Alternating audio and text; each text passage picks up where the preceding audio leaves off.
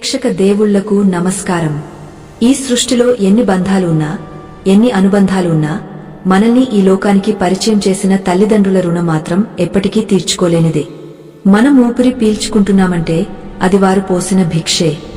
మనం ఈరోజు సమాజంలో ఒక మంచి స్థానంలో ఉన్నామంటే వెనుకవారు పడిన కష్టం, త్యాగం ఎంతో ఉంటుంది. అటువంటి తల్లిదండ్రులు జీవించి ఉన్నప్పుడు వారిని కంటికి రెప్పలా కాపాడుకోవడం మన ధర్మం. అయితే మన హిందూ సనాతన ధర్మం ప్రకారం తల్లిదండ్రుల పట్ల మన బాధ్యత వారు చనిపోవడంతోనే తీరిపోదు. నిజానికి వారి ప్రాణం పోయిన తర్వాతే పిల్లల అసలైన బాధ్యత మొదలవుతుందని మన శాస్త్రాలు ఘోషిస్తున్నాయి. చాలామందికి ఒక సందేహం ఉంటుంది, చనిపోయిన తర్వాత మన అమ్మనాన్నల ఆత్మలు ఎక్కడికి వెళ్తాయి? వారు మనల్ని చూస్తుంటారా? వారికి ఆకలి, దప్పిక ఉంటాయా?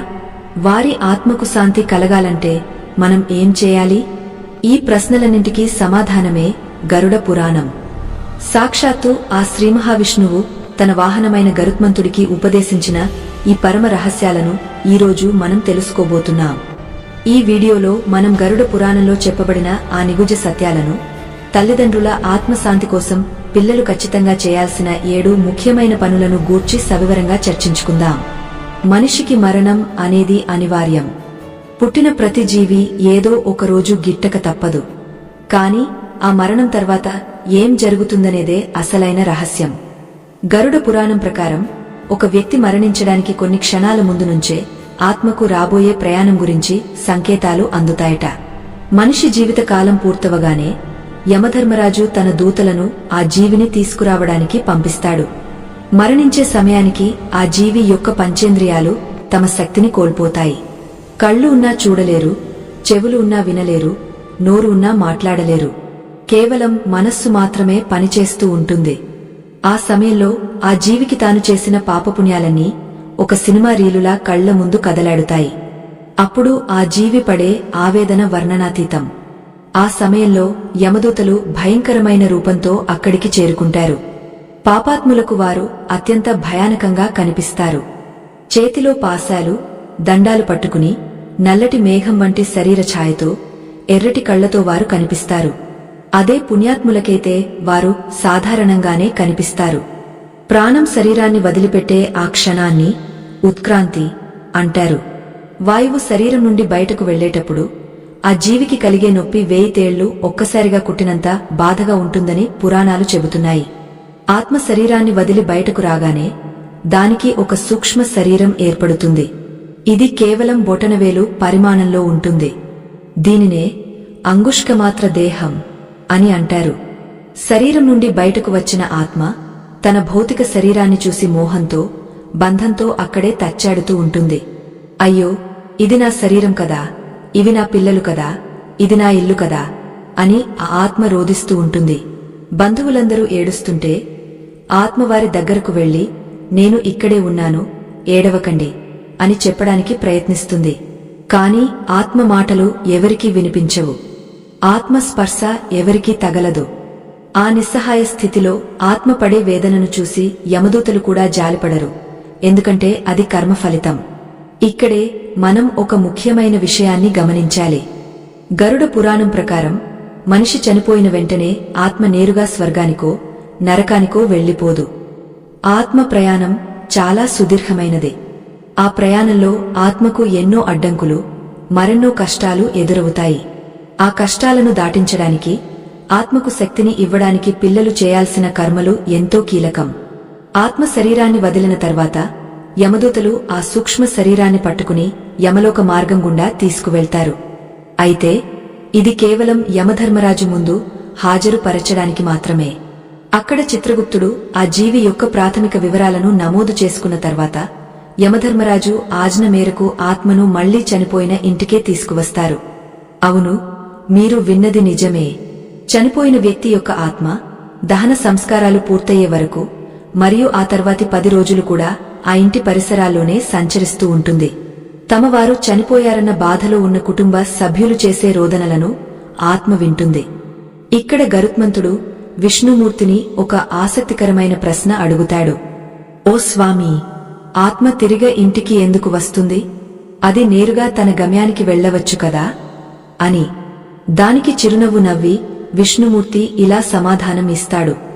ఓ పక్షరాజా, మనిషికి తన జీవితకాలంలో సంపాదించుకున్న ఆస్తిపాస్తుల మీద, కట్టుకున్న ఇల్లు మీద, కన్న పిల్లల మీద మమకారం అంత తేలికగా చావదు. ఆ మమకారమే ఆత్మను వెనక్కి లాగుతుంది. అంతేకాక తన పుత్రులు, బంధువులు తనకు చేయబోయే అంత్యక్రియల కోసం, వారు సమర్పించే పిండ ప్రదానం కోసం ఆత్మ ఆకలి దప్పులతో ఎదురుచూస్తూ ఉంటుంది. ఇక్కడ మనం తెలుసుకోవాల్సిన అత్యంత కీలకమైన విషయం ఏమిటంటే, మరణించిన తర్వాత ఆత్మకు విపరీతమైన ఆకలి, దాహం వేస్తాయి. కాని భౌతికమైన ఆహారాన్ని అవి స్వీకరించలేవు. కేవలం మంత్రపూర్వకంగా, శ్రద్ధతో తన పిల్లలు వదిలే నువ్వులు, నీళ్లు, పిండ మాత్రమే వాటి ఆకలిని తీర్చగలవు. అందుకే మన పెద్దలు ఎప్పుడు చెబుతుంటారు, చనిపోయిన వారికోసం ఎక్కువగా ఏడవకూడదని.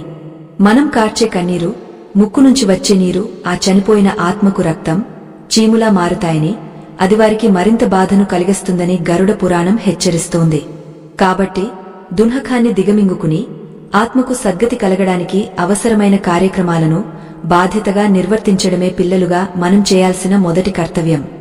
ఇక్కడి నుంచే మన అసలైన బాధ్యత మొదలవుతుంది. ఆత్మశాంతి కోసం పిల్లలు చేయాల్సిన 7 పనులలో మొదటి పని గురించి ఇప్పుడు మనం లోతుగా తెలుసుకుందాం. ఈ 7 పనులు కేవలం ఆచారాలు మాత్రమే కాదు, అవి ఆత్మకు శక్తినిచ్చే సంజీవనులు. మొదటి పని, శాస్త్రోక్తమైన అంత్యక్రియలు. ఈ రోజుల్లో చాలామంది బిజీ లైఫ్ పేరుతో లేదా సంప్రదాయాల పట్ల అవగాహన లేక అంత్యక్రియలను ఏదో మమ అనిపిస్తున్నారు. కాని గరుడ పురాణం ప్రకారం శరీరాన్ని ఎలాగైతే భూమికి లేదా అగ్నికి అర్పిస్తారో దానిని బట్టి ఆత్మ ప్రయాణం ఆధారపడి ఉంటుంది. చనిపోయిన వెంటనే ఆ శరీరాన్ని ఎక్కువసేపు ఉంచకూడదు. సూర్యాస్తమయంలోపే సంస్కారాలు పూర్తి చేయాలి. ఒకవేళ రాత్రి మరణిస్తే మరుసటి రోజు ఉదయం వరకు వేచి ఉండాలి తప్ప రాత్రి వేళ దహన సంస్కారాలు చేయకూడదు. ఎందుకంటే రాత్రి వేళ రాక్షస ఘడియలు ఉంటాయి. ఆ సమయంలో ఇచ్చే హవిస్సులను దేవతలు స్వీకరించరు. అంత్యక్రియలు చేసే సమయంలో కొడుకు ఎంతో నిష్ఠగా ఉండాలి. తల కొరివి పెట్టడం అనేది ఆత్మకు భౌతిక శరీరం నుంచి పూర్తిగా విముక్తిని ప్రసాదించే ఒక పవిత్ర కార్యం. చితికి నిప్పు అంటించే ముందు ఆ దేహానికి స్నానం ఆచరింపజేసి కొత్త వస్త్రాలు ధరింపజేయాలి. ఇది ఆ జీవికి మనమిచ్చే చివరి గౌరవం. ఆ తర్వాత మంత్రోచ్చారణల మధ్య అగ్నిని సమర్పించాలి. కపాల మోక్షం అనేది ఇక్కడ చాలా ముఖ్యమైన ఘట్టం. చితి కాలిపోతున్నప్పుడు తల భాగం పగిలిపోవడాన్ని కపాల మోక్షం అంటారు.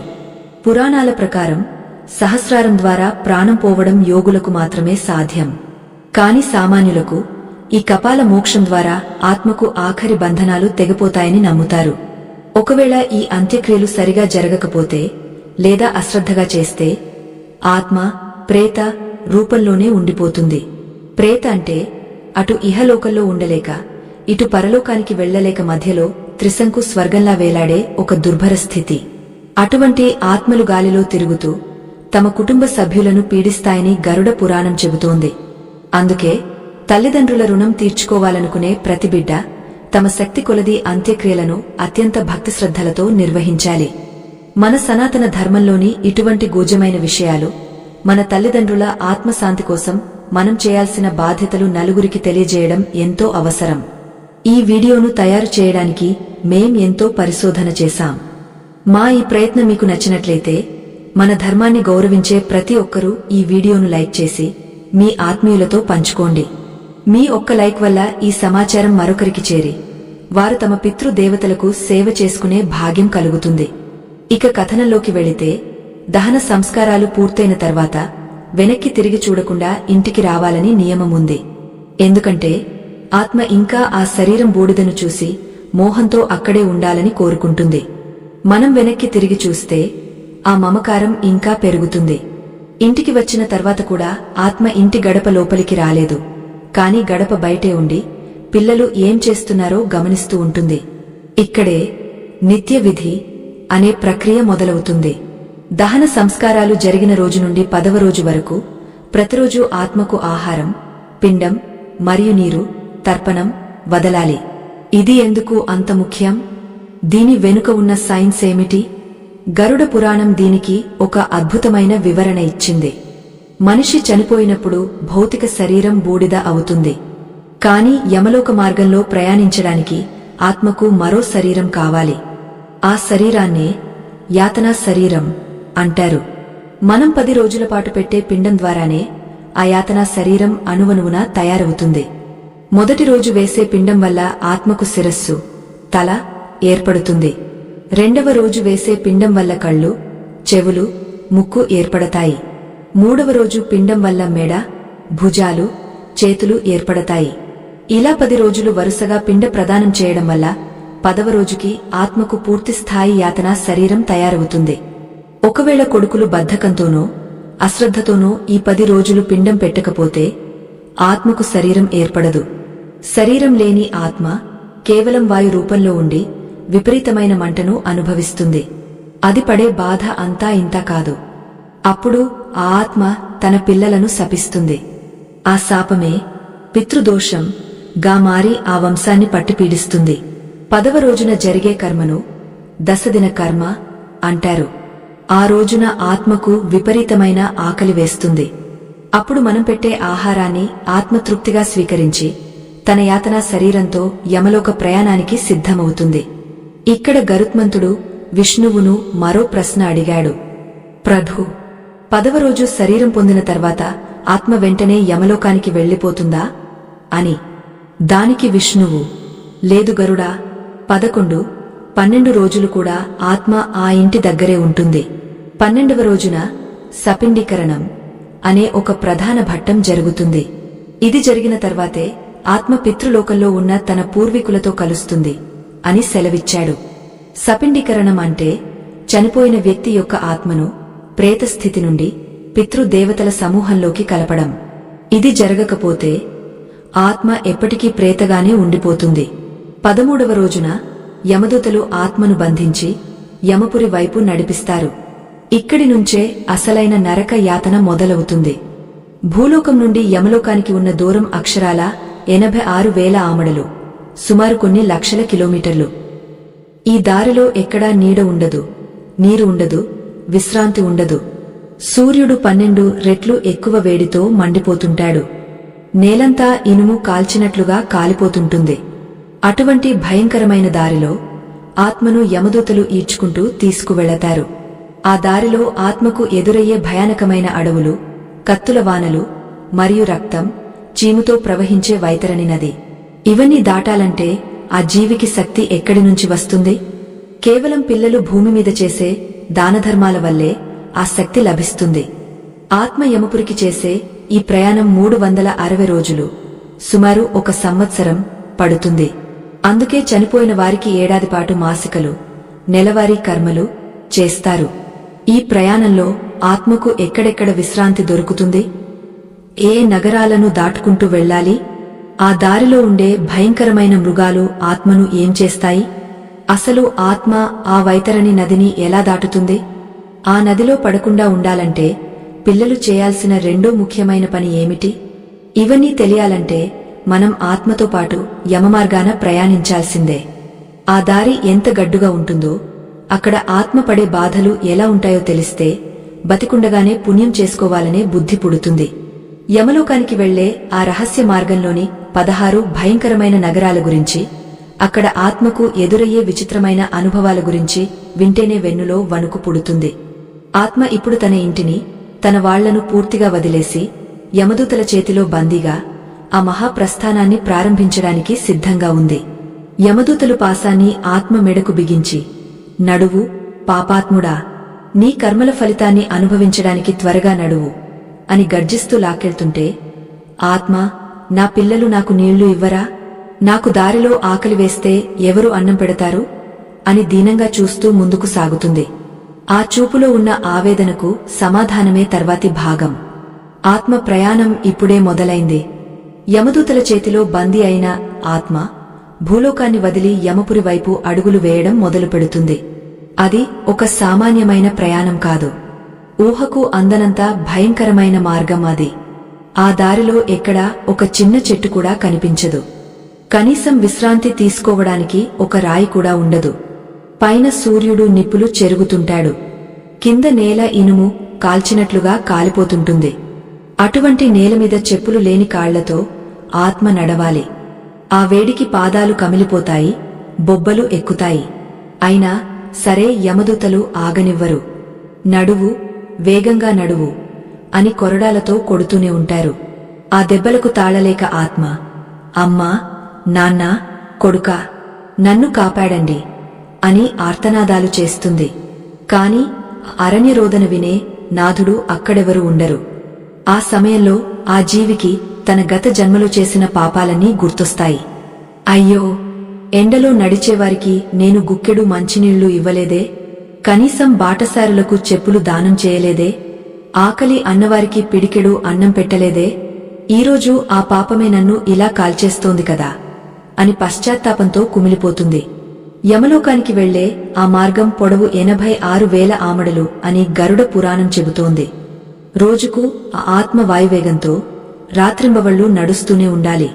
ఈ సుదీర్ఘ ప్రయాణంలో ఆత్మకు విశ్రాంతి దొరికేది కేవలం తన పిల్లలు భూమి మీద చేసే మాసికల నెలవారీ కర్మలు వల్లే.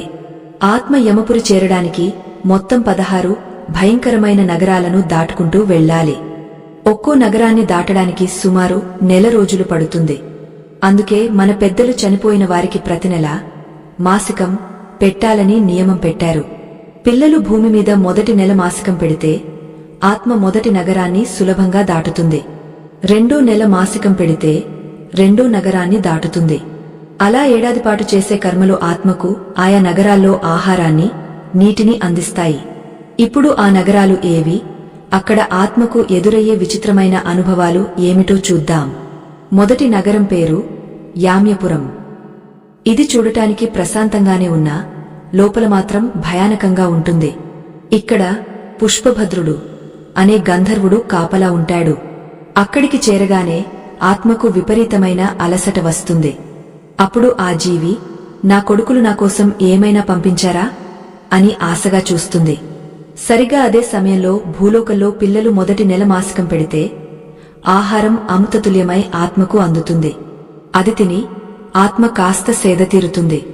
ఒకవేళ పిల్లలు గనుక అశ్రద్ధ చేసి ఏముందిలే, ఏడాది చివర్లో చేద్దాం అని మాసికం పెట్టకపోతే ఆత్మకు అక్కడ తిండి దొరకదు. ఆకలి మంటలతో, యమదూతల దెబ్బలతో ఆత్మ విలవిలలాడుతూ ఆ నగరాన్ని దాటాల్సి వస్తుంది. అక్కడి నుండి బయలుదేరిన ఆత్మ మరికొన్ని వేల ఆమడలు నడిచిన తర్వాత సౌరిపురం అనే రెండో నగరానికి చేరుకుంటుంది. ఈ నగరానికి రాజు జంగముడు. అతడు చూడటానికి కాళయముడిలా ఉంటాడు. ఈ నగరంలో ఎప్పుడూ ఆయుధాల వర్షం కురుస్తూనే ఉంటుంది.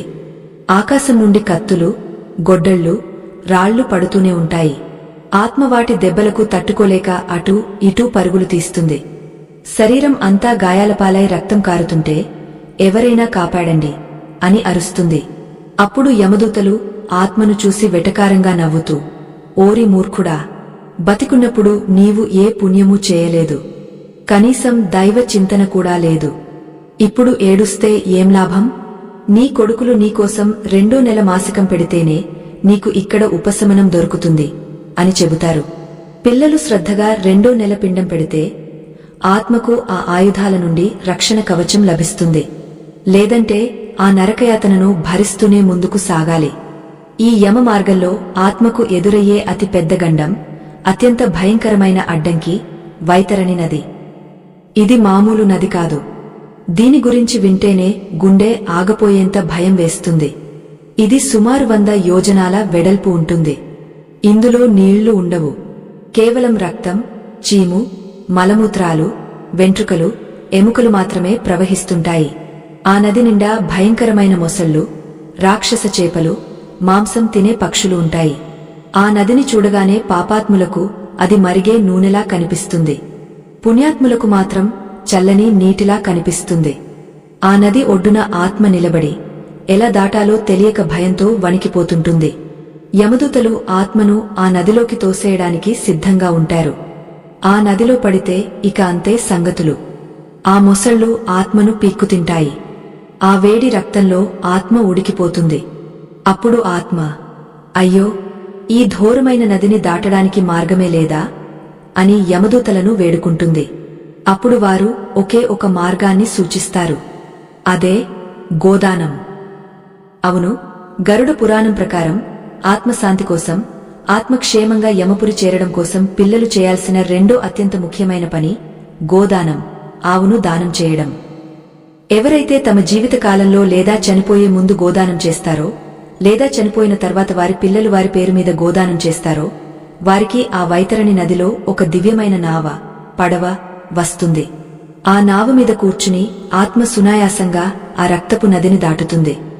గోవు తోక పట్టుకుని ఈదగల శక్తి ఆత్మకు వస్తుంది.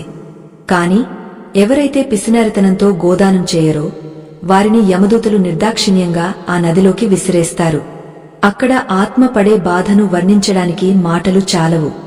ముక్కులో, నోట్లో ఆ దుర్వాసన గల రక్తం పోతుంటే శ్వాస ఆడక చావలేక ఆత్మ పడే నరకమది. అందుకే తల్లిదండ్రులు చనిపోయిన 11వ రోజున గాని లేదా 12వ రోజున గాని ఖచ్చితంగా గోదానం చేయాలని శాస్త్రం చెబుతోంది. ఒకవేళ స్తోమత లేకపోతే కనీసం గోవుకు గ్రాసం, మేత అయినా వేయాలి, లేదా గోశాలకు సహాయం చేయాలి. అది ఆత్మకు వైతరణిని దాటించే శక్తిని ఇస్తుంది. మన సనాతన ధర్మంలోని ఇటువంటి అతి ముఖ్యమైన, గంభీరమైన విషయాలను మీ ముందుకు తీసుకురావడానికి మేము పడుతున్న తపన మీకు అర్థమైందనే అనుకుంటున్నాను. ఈ విషయాలు తెలుసుకోవడం వల్ల ఒక్క ఆత్మకు శాంతి లభించినా అది మనందరికీ పుణ్యమే. ఇంతటి విలువైన సమాచారం అందిస్తున్న మా ప్రయత్నానికి మీ ప్రోత్సాహం ఎంతో అవసరం. దయచేసి వీడియోను లైక్ చేయడం మర్చిపోకండి.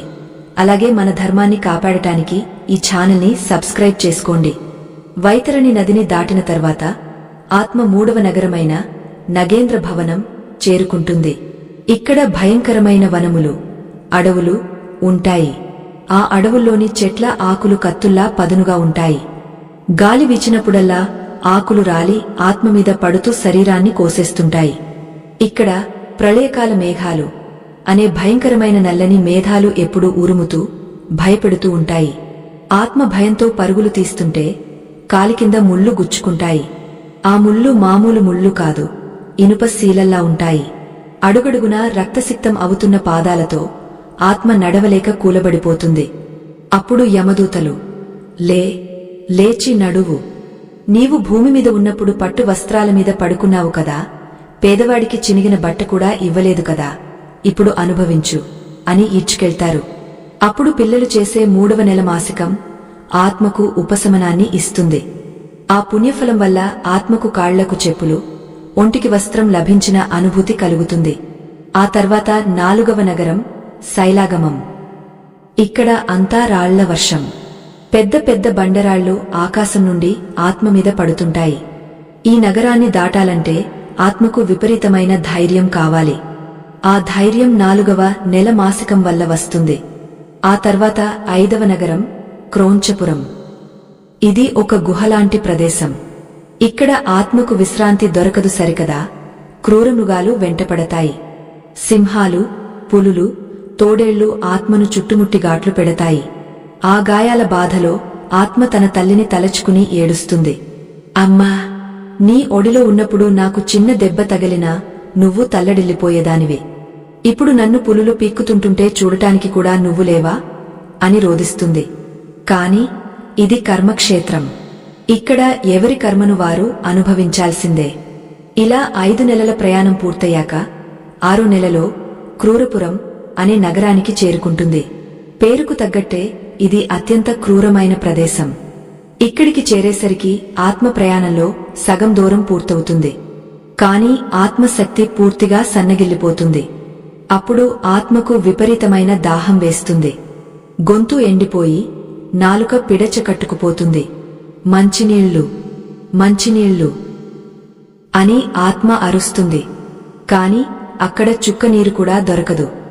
యమదూతలు ఆత్మను చూసి, నీవు బతికున్నప్పుడు వేసవిలో చలివేంద్రం పెట్టించావా? దాహంతో ఉన్న పశుపక్ష్యాదులకు నీరు పెట్టావా? నీవు చేయని పుణ్యం నీకు ఇప్పుడు ఎలా దక్కుతుంది అని ప్రశ్నిస్తారు.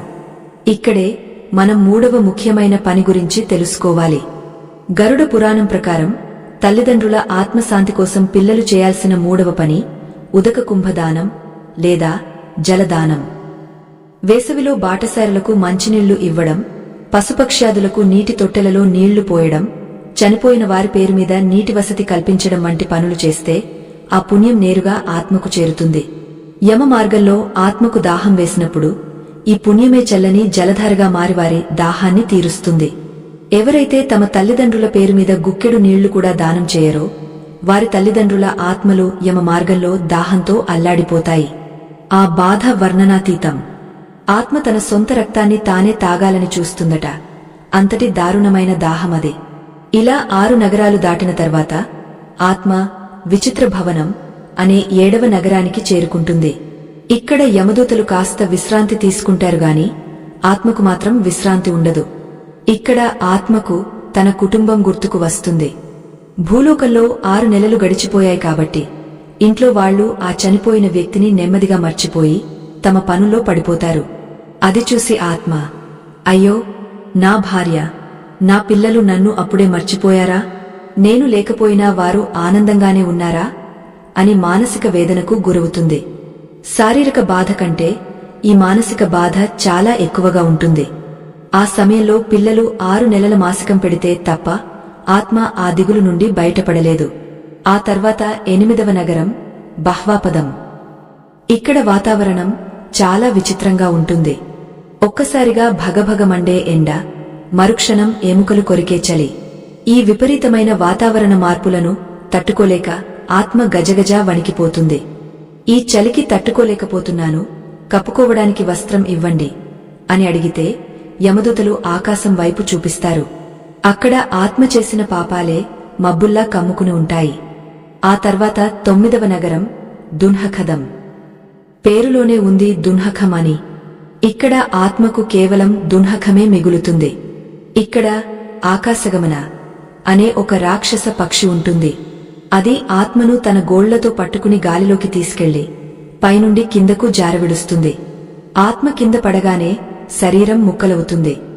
మళ్లీ ఆ శరీరం అతుక్కుంటుంది. మళ్లీ ఆ పక్షి పైకి తీసుకెళ్తుంది. ఇలా పదే పదే జరుగుతుంటే ఆత్మకు చనిపోవాలని ఉన్నా చావు రాదు. ఎందుకంటే అది అప్పటికే చనిపోయింది కాబట్టి. కేవలం బాధను అనుభవించడానికి మాత్రమే ఆ శరీరం ఉంది. 10వ నగరం నానాక్రందన. ఇక్కడ అనేక రకాలైన ఏడుపులు వినిపిస్తాయి. లక్షల కొద్దీ ఆత్మలు అక్కడ గుమిగుడి తమ కర్మలను తలచుకుని ఏడుస్తుంటాయి.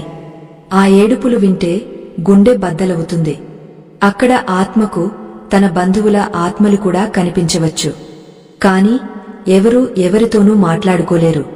కేవలం ఒకరినొకరు చూసి రోదించడం తప్ప ఇంకేమీ చేయలేరు. 11వ నగరం సుతప్త భవనం. ఇది అత్యంత వేడిగా ఉండే ప్రదేశం. ఇక్కడ నేల కాదు, గాలి కూడా వేడిగానే ఉంటుంది. శ్వాస పీల్చుకుంటే ఊపిరితిత్తులు కాలిపోతాయి. 12వ నగరం రౌద్రం. ఇక్కడ యమభటులు ఆత్మను బంధించి ముళ్లతో కూడిన చెట్లకి కట్టేస్తారు. ఆ ముళ్ళు శరీరంలోకి దిగిపోతాయి.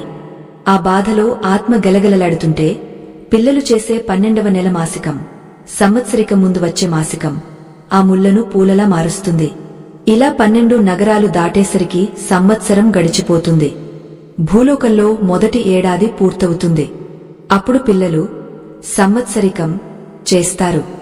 ఇది ఆత్మకు చాలా ముఖ్యమైన రోజు. ఎందుకంటే ఈ ఏడాది ప్రయాణం తర్వాత ఆత్మ యమధర్మరాజు ఆస్థానానికి చేరువలో ఉంటుంది. కాని ఇంకా పూర్తిగా చేరుకోలేదు. ఇంకా 4 నగరాలు మిగిలే ఉన్నాయి. అయితే ఈ 12 నగరాల కష్టాలు ఒక ఎత్తు అయితే చివరి 4 నగరాల కష్టాలు మరొక ఎత్తు. అక్కడ ఆత్మకు ఎదురయ్యే పరీక్షలు చాలా కఠినంగా ఉంటాయి. అసలు ఆ చివరి 4 నగరాల్లో ఏం జరుగుతుంది? అక్కడ యమధర్మరాజు ఆత్మను ఎలా పరీక్షిస్తాడు? ఆత్మ పాపి అయితే నరకానికి, పుణ్యాత్ముడు అయితే స్వర్గానికి ఎలా పంపిస్తాడు? అసలు ఆ తీర్పు ఎలా ఉంటుంది? ఆ తీర్పులో పిల్లలు చేసిన పుణ్యం ఆత్మను ఎలా రక్షిస్తుంది? ఈ విషయాలన్నీ చాలా ఆసక్తికరంగా, ఉత్కంఠభరితంగా ఉంటాయి. యమధర్మరాజు కొలువులో జరిగే ఆ మహా తీర్పు ఘట్టం గురించి, అక్కడ చిత్రగుప్తుడు తెరిచే ఆ పుస్తకంలోని రహస్యాల గురించి మనం తదుపరి భాగంలో వివరంగా తెలుసుకుందాం. ఆ తీర్పు వింటేనే ఒళ్ళు గగుర్పొడుస్తుంది. 12 నగరాలు, 12 నెలల దుర్భరమైన ప్రయాణం ముగిసింది. భూలోకంలో పిల్లలు సంవత్సరికం, ఏడాది కర్మ చేశారు. ఆ పిండ ప్రదానం వల్ల ఆత్మకు కొద్దిపాటి శక్తి, తృప్తి లభించాయి.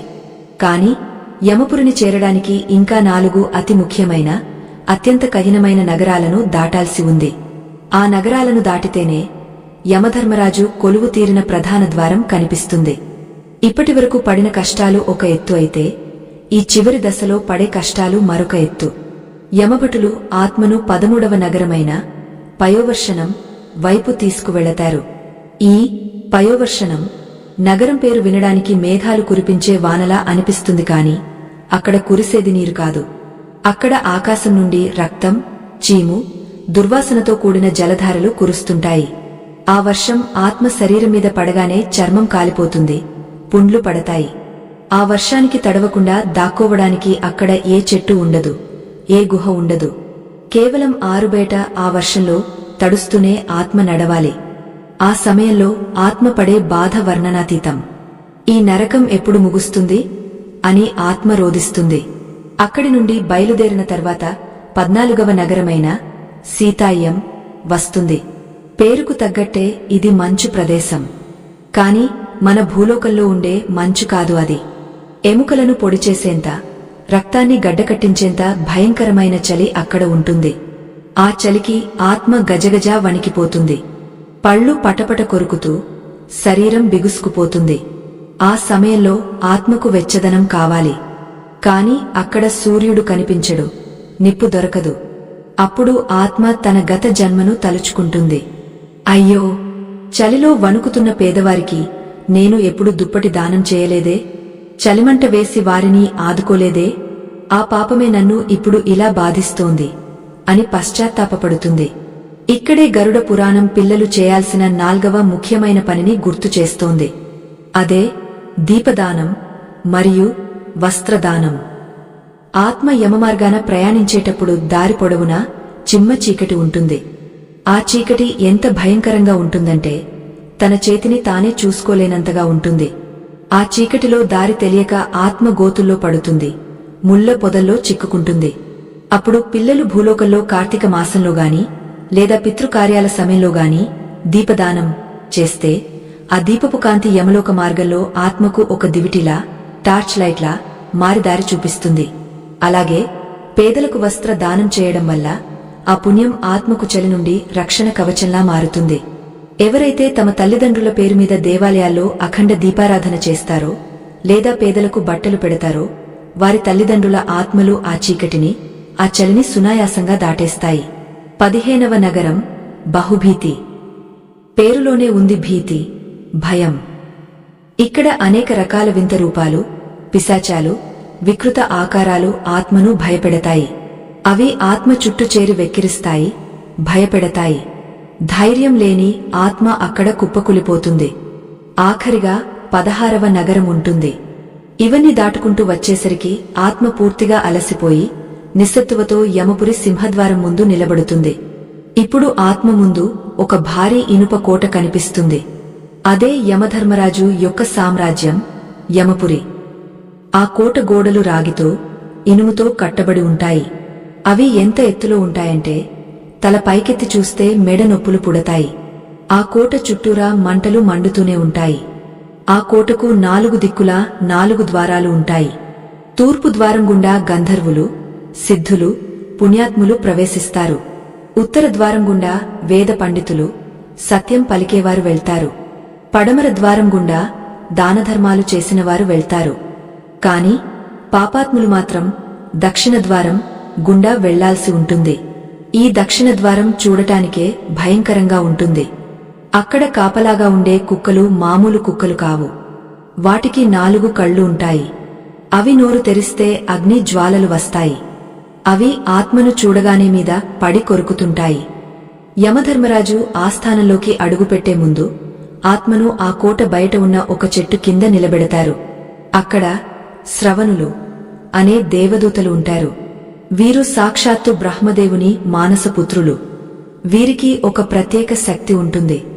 మనిషి పుట్టినప్పటి నుండి చనిపోయే వరకు అతడు ఎక్కడెక్కడ తిరిగాడు, ఏం మాట్లాడాడు, ఏం ఆలోచించాడు అనే ప్రతి విషయాన్ని వీరు గమనిస్తూనే ఉంటారు. మనకు తెలియకుండానే మన నీడలా మన వెంటే ఉంటారు. వారు యమధర్మరాజుకు ఆత్మ చేసిన ప్రతి పనిని నివేదిస్తారు. అప్పుడు యమధర్మరాజు ఆస్థానం, సభ, లోకి ఆత్మను ప్రవేశపెడతారు. ఆ సభ ఎంతో విశాలంగా, గంభీరంగా ఉంటుంది.